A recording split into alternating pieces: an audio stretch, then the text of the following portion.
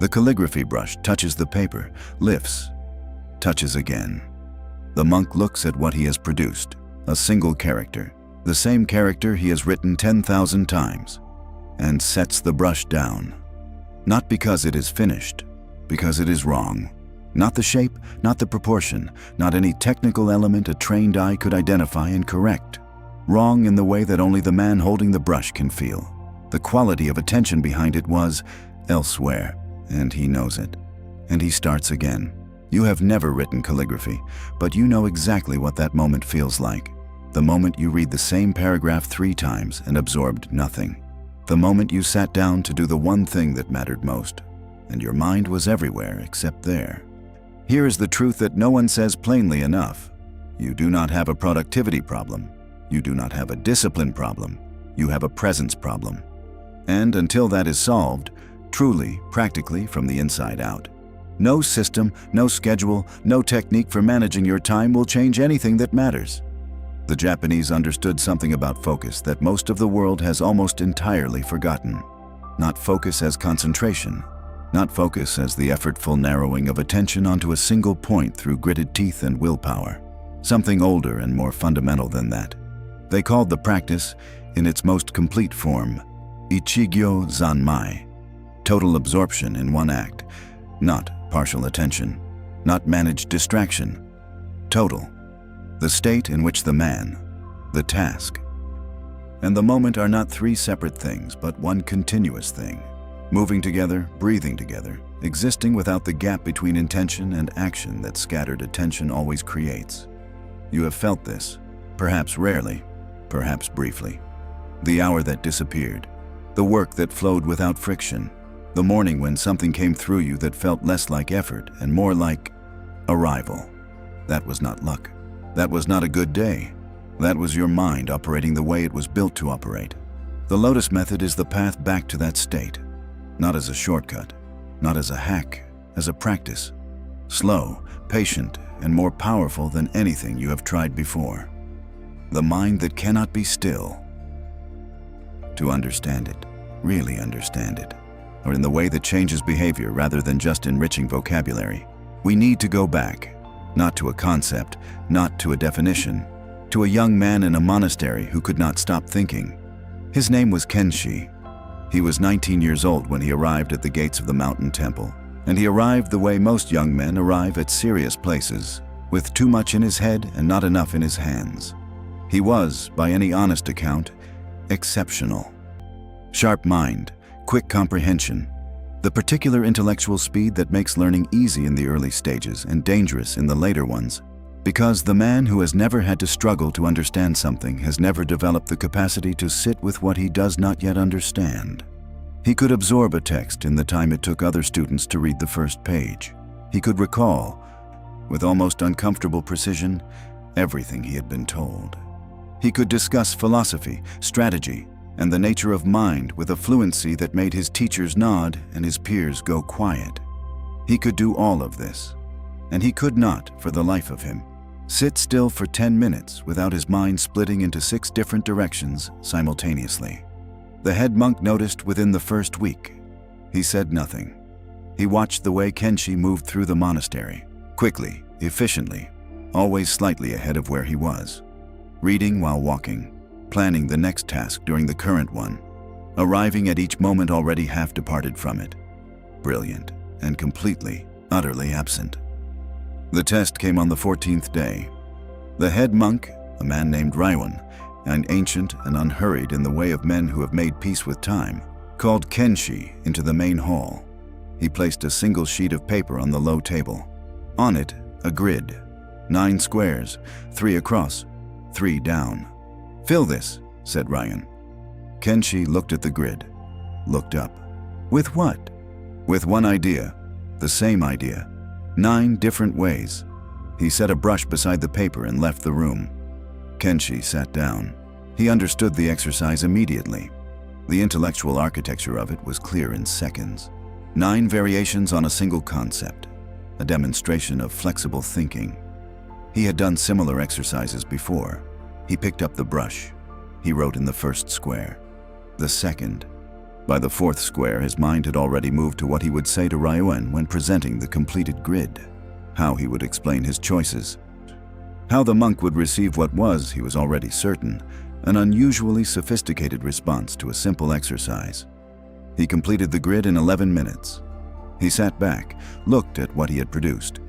It was correct, technically, structurally, demonstrably correct. 9 variations on a single idea, each one distinct, each one coherent, each one arrived at through genuine intellectual effort. And every single one of them felt hollow. Hollow in the way that things feel hollow when the mind that produced them was only half present during the production. He could feel it, looking at the grid. The way you can sometimes read back something you wrote quickly and feel the absence of yourself in it. The words are right. The structure is right. But you are not in there. Ryan returned. He looked at the grid for a long time without speaking. Then, "How long?" 11 minutes, said Kenshi. The monk nodded slowly. "Do it again." "Again!" Same idea. 9 ways. Again. He left. Kenshi stared at the empty grid Ryan had placed beside the first. He began again. By the third square, he was already frustrated. He had said the best things in the first attempt, and this felt like repetition, like going backward, like a waste of a sharp mind on a blunt exercise. He finished in 9 minutes. It was worse than the first attempt. Ryan returned, looked, said, again. This continued for the rest of the morning. 7 grids. And something strange began to happen around the 5th one. The well of ready ideas ran dry. The quick, polished, pre-assembled thoughts that Kenshi's mind typically produced on demand. They were gone. Used up.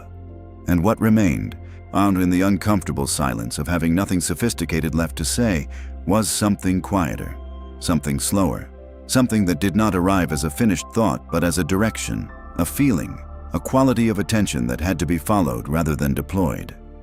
He wrote the 5th grid slowly. He did not know, while writing, whether it was good. He was too present in the writing to assess the writing.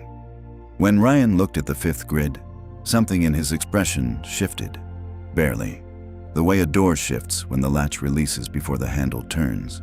He said nothing about it. He placed a 6th grid on the table. Again. It was only later, much later, in the particular honesty of exhaustion, that Kenshi understood what had happened in that room. The first 4 grids were produced by his intellect. The 5th was produced by something he did not yet have a name for. Something that only became available when the intellect had been emptied of its ready answers and forced to go deeper. Something that lives beneath the noise. That is always there, waiting. In the silence that most people never reach because they are too efficient, too quick, too skilled at producing the acceptable answer before the real one has had time to surface. What Ryan called that thing, and the method he used to make it accessible not through accident but through practice. That is where this story turns. But first, there is something you need to understand about why the mind resists this so completely. Why it will do almost anything. Produce 7 mediocre grids, fill every silence, now chase every distraction, rather than go to the place where the real work begins. The answer is not what you think, and it changes everything about how the practice works. The lotus beneath the mud. The mind does not scatter because it is weak. It scatters because it is afraid. Ryan said this to Kenshi on the evening of the 7th grid, not as comfort, but as the kind of flat observation that lands differently than comfort ever could. Kenshi was sitting in the darkening hall, brush still in hand, 7 grids spread across the floor like evidence of something he couldn't yet name. "Why does it keep moving?" he asked. Ryan sat beside him. "Because stillness," he said, "is where the unfinished things live." Think about that as personal fact. The last time you tried to sit in genuine silence, what arrived? Not peace, not clarity. The unfinished things. The conversation that ended badly. The decision not yet made. The low, persistent hum of everything left undone, rising the moment the noise stops covering it. The mind moves because moving keeps it away from all of that. Distraction is not laziness. It is avoidance wearing the costume of productivity. The lotus flower grows in mud. In dark, still, oxygen-poor water at the bottom of a pond. in precisely the conditions that seem least suited to producing something clean and luminous. The mud is not the obstacle to the lotus. The mud is the source of it. The focus you are looking for, Ryuan told Kenshi, does not live above the mud. It lives in it. You cannot reach it by staying on the surface and trying harder. You reach it by going down. Into the unfinished things, Kenshi said. Into everything you have been moving to avoid. That night, Ryuan gave him a single candle, lit, placed on the floor of his room. Sit with it. 1 hour. Do not practice anything. Let whatever comes, come. Do not chase it. Do not run from it. He left. The first 20 minutes were manageable. By the third, the unfinished things arrived in full. Not gently, but with the force of everything held at a distance finally allowed to move. His father's face. A disagreement, unresolved. The question about his own path he had been answering with movement rather than honesty. He wanted to stand up. He stayed. Not from strength. Because some part of him understood that this was the room he had been avoiding his entire life. Around the 40-minute mark, something shifted. Not dramatically. The unfinished things didn't resolve or disappear. But his relationship to them changed. He was no longer running from what was in the room. He was simply in the room with it. And in that stillness, beneath the resistance, beneath everything he had been mistaking for thought, something opened. Attention so clean the candlelight seemed sharper. His own breath the most interesting thing that had ever happened. He was nowhere but here. Ichigyo Zanmai. Not as a concept. As a fact he was living inside. He sat for 2 hours. He did not notice the hour he was not supposed to exceed. This is where the first myth must break. The myth that focus is built by practicing focus. Trying to focus by practicing focus is like trying to sleep by trying to sleep. The effort defeats the intention. Ichigyo Zanmai is not a state you construct. It is a state you uncover. Already there, beneath the noise, or beneath the avoidance.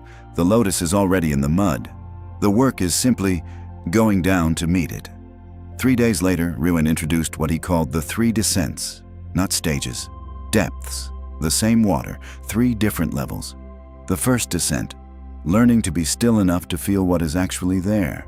The second descent, learning to stay present with what is there without being carried by it. The third descent, the riverbed, where the water is clear and cold and completely still, regardless of what moves above it. How long to reach the riverbed? Kenshi asked. Ryan considered it. For some men, years. For others, a single afternoon. What is the difference? The monk looked at him with the expression of a man asked the right question by someone not yet ready for the full answer. How much mud, he said, have you been avoiding? Kenshi entered the second descent on the 9th day. He did not choose to. It chose him. Sitting with the candle, something arrived that was older than the unfinished things. Not a specific memory or regret. Just weight. The accumulated weight of everything he had been converting into speed and intellect rather than sitting with. He almost stood up. Instead, he breathed. The weight did not lift. He breathed again. But something shifted. Inside the weight, not above it. And he understood with his body rather than his mind that this was not something to be fixed. It was something to be met. He sat 3 hours. When he came out, his face looked different. Not peaceful, not enlightened. Just present. The way a man looks when he has stopped carrying something he was never meant to carry alone. Ryuan saw him in the corridor. Said nothing. Simply nodded. The nod of a man who has watched many students reach this depth and knows what comes next is either the breakthrough or the trap. Because the second descent has one specific trap built into it, more seductive than distraction, more convincing than avoidance. And it arrives wearing the face of progress. The trap of the deep water. The trap has a name. Concentration without direction. It arrives after the second descent like a reward. Like confirmation that the practice is working. Like the feeling of finally, after years of scattered surface-level attention, having found the thing that was missing. It feels like mastery. It is a different kind of lostness. Kenshi fell into it on the 15th day. The unfinished things had quieted.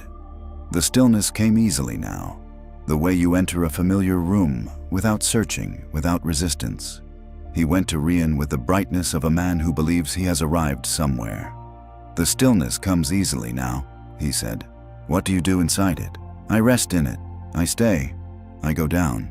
And then? And then the hour ends. Rian was quiet. Show me your last 3 grids. Kenshi brought them. Still, quiet. Each square considered, unhurried, and almost completely without life. Ryoan looked at them the way a physician looks at something that confirms what he already suspected. You have learned to go into the water, he said, but you are sitting at the bottom, perfectly still, perfectly useless. The riverbed is not the destination, he continued. It is the foundation. A man who lives only at the riverbed becomes a stone. And stones do not create anything. He set the grids down.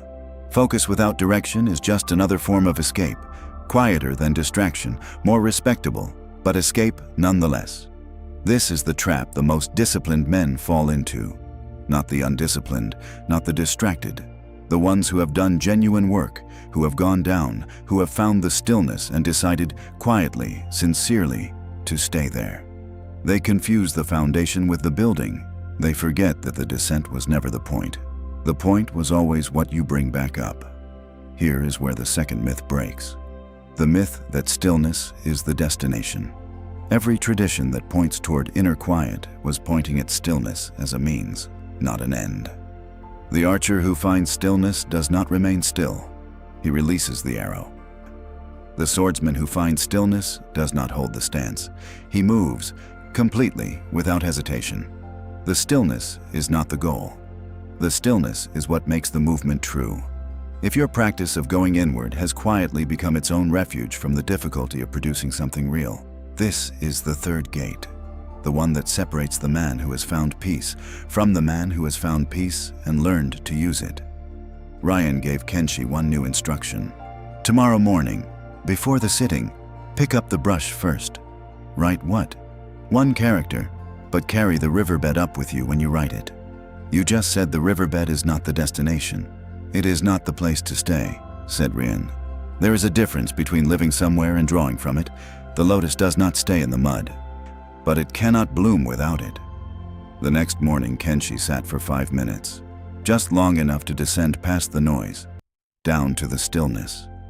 Then he opened his eyes, rose, not physically but in quality of attention, the way you carry a lit lantern up a dark staircase, carefully, without letting the movement extinguish the flame. He picked up the brush, wrote one character, 3 seconds. Something was in it that had not been in any of the 7 grids. Not technique, not structure. A quality of presence transferred, as though the stillness had traveled through his arm, through the brush, and left itself on the paper. He brought it to Rian without being asked. The monk looked at it for a long time. There, he said simply. One character, said Kenshi. 3 seconds. Yes, said Ryan. Everything real takes 3 seconds and 10,000 hours. He stood. Now, the same thing. While someone is speaking, while the room is loud, while everything is pulling at you simultaneously. Kenshi looked at him. The riverbed does not move because the surface is turbulent, said Ryan. But most men have only found stillness in silence. They assume it will survive the noise.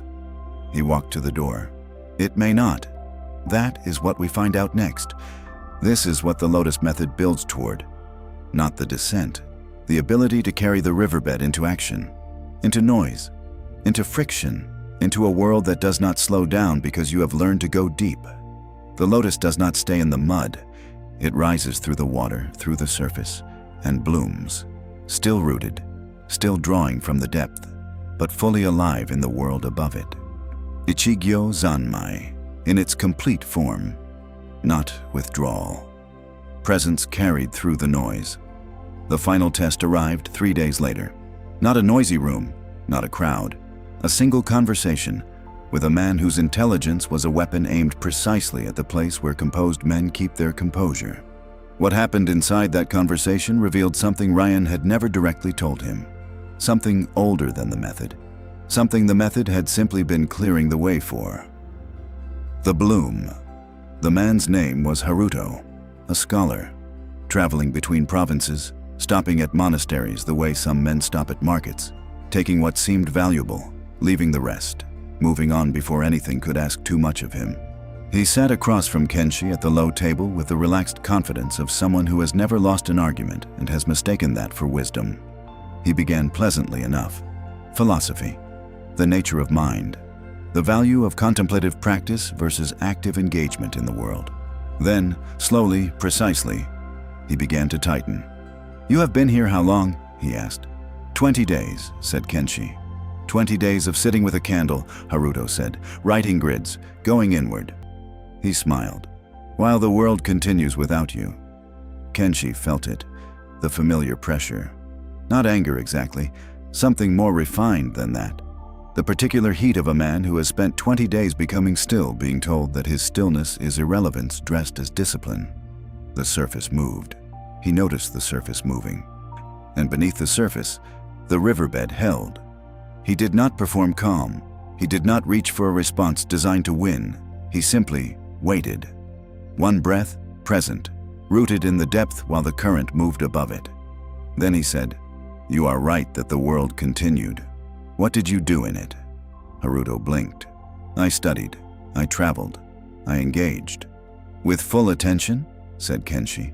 "Or divided among many things simultaneously, so that nothing received the full weight of what you could have given it?"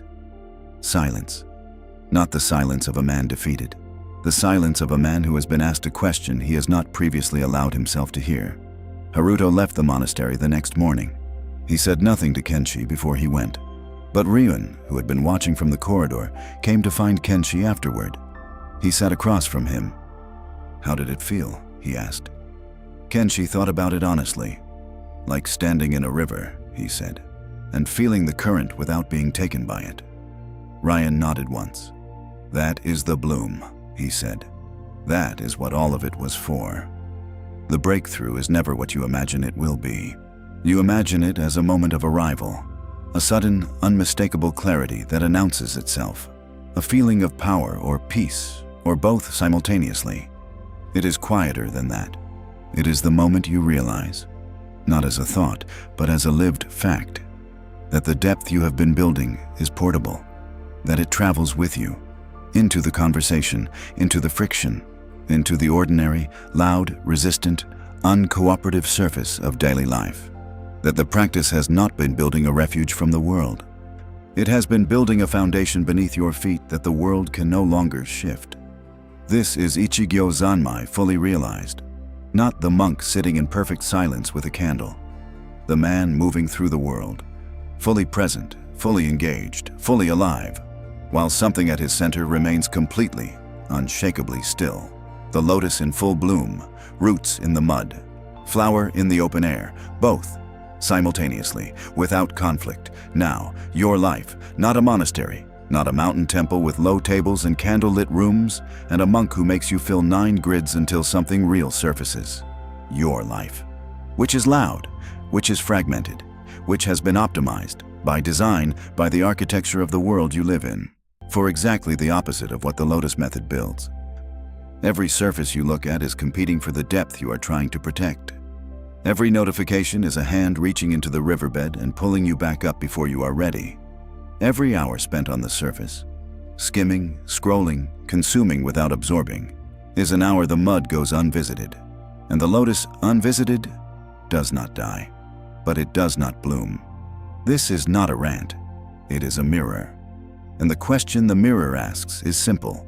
When did you last go down?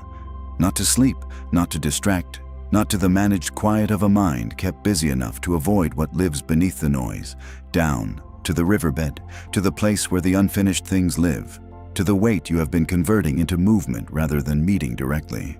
Here is the one thing, tonight, not tomorrow, not when the conditions are better, not when you have arranged the circumstances into something that feels sufficiently serious.